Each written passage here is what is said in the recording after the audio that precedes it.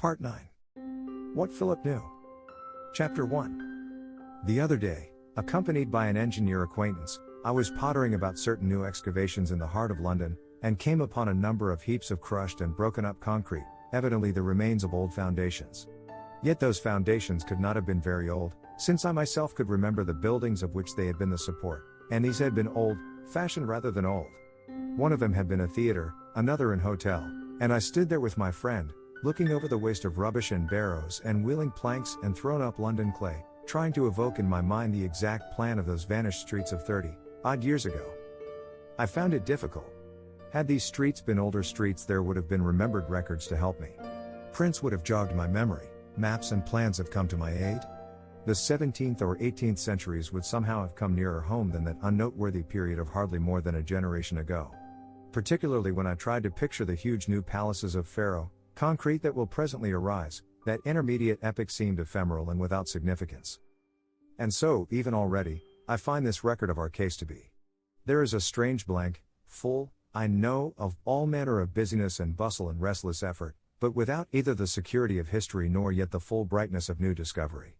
The scepter action seems somehow more remote than the Armada, the findings of this high-sounding committee or that farther away than Trafalgar. All is still too near to be seen, and by the time the dust has settled another pen than mine will have to take up the tale. Indeed, I have more than once felt inclined to hand over the pen now, for, when all is still to prove, a younger faith and vision than those of my day are needed.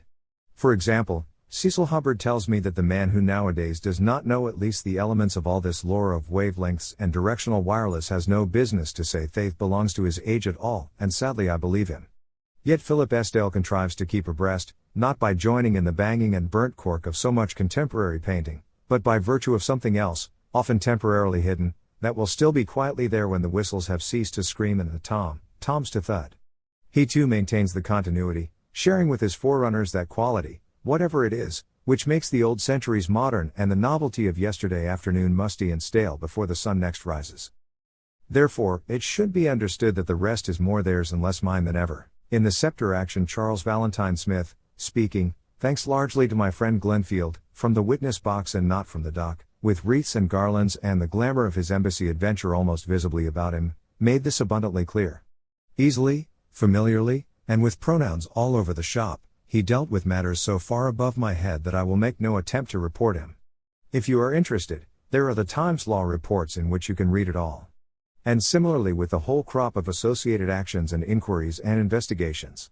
My own interest in them is no more than that something has been born in my time whose infant strugglings and gaspings I witnessed, and about which I shall doubtless become garrulous all too soon.